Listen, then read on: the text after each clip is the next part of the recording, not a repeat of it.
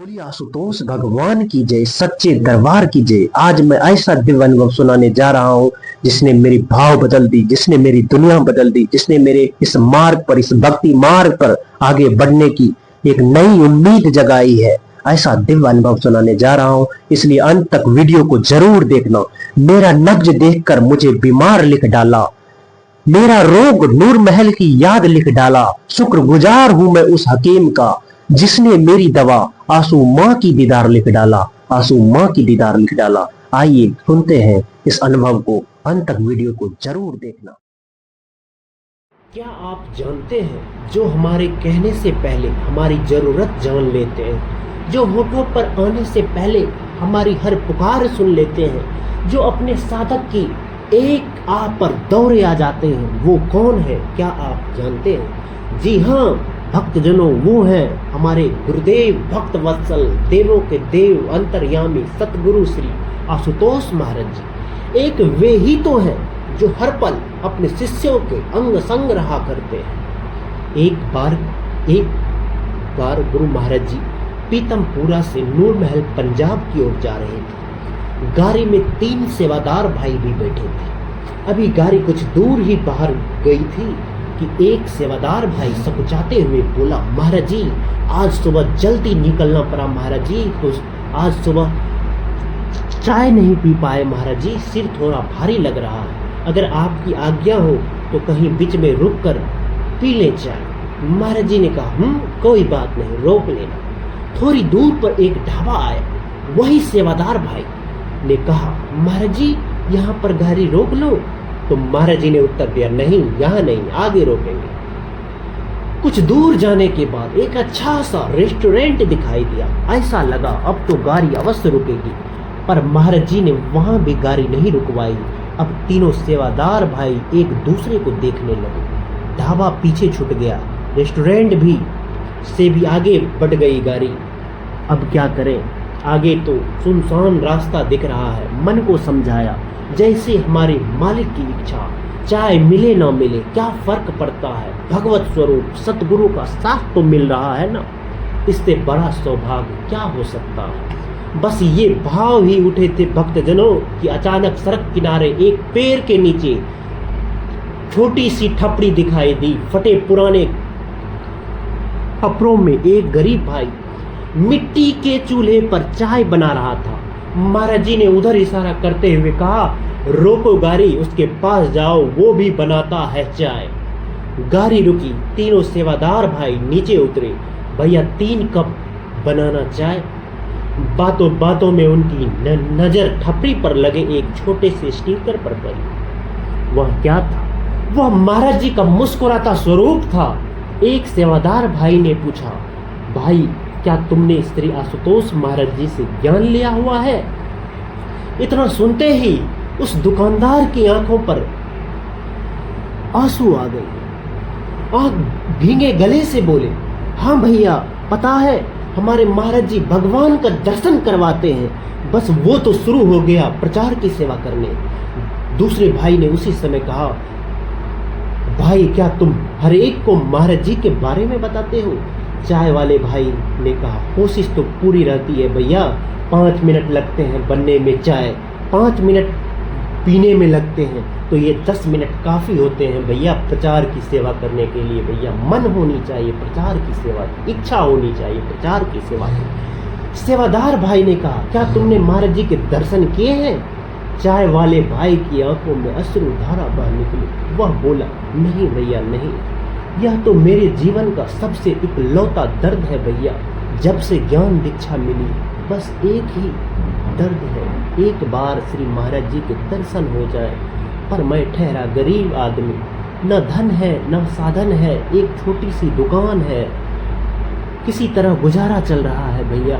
रोज एक ही अरदास करता हूँ, हे मालिक मैं तो आपके दर नहीं आ सकता हूँ। वह भाई रुक रुक कर बोलता रहा, मैं सोचा करता हूँ वो लोग कितने भाग्यशाली थे जो श्री राम के, श्री कृष्ण के दर्शन किए, और मैं कितना अभागा हूँ कि आज वही सत्ता, वही दिव्य सत्ता महाराज जी के रूप में आई, फिर भी मैं इतना कहते कहते उसकी आंखों से अश्रु की धारा बहने लगी। उधर तैयार हो चुकी थी चाय, पर उसी समय चाय छानते छानते वह अचानक चौंक पड़ा। अरे आज यह किस प्रकार हो गया? पहले तो ऐसा नहीं हुआ। मैंने तो सिर्फ 3 कप बनाई थी चाय, यहाँ तो 4 कप बन गई चाय। यह किस प्रकार हो गया? वह भाई चौंक गया कि आज एक्स्ट्रा कप 1 कप चाय बच कैसे गया। तीनों सेवादार भाई एक दूसरे को देखकर मुस्कुरा दिए। मन भीतर से बोल उठा, वाह महाराज जी वाह, आप सचमुच हर दिल की सुनते हो महाराज जी। यूँ तो कभी पीते नहीं आप चाय, पर आज भक्त को निहाल करना है तो आज यह भी सही महाराज जी।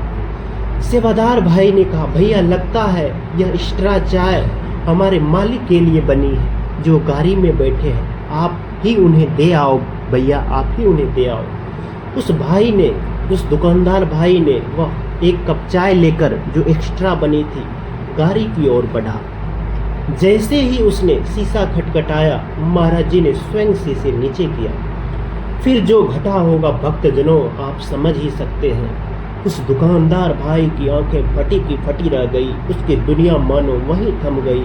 महाराज जी भी उसी को एकटक निहार रहे थे, मानो स्वयं प्रेम साकार होकर उसे निहार रहा हो।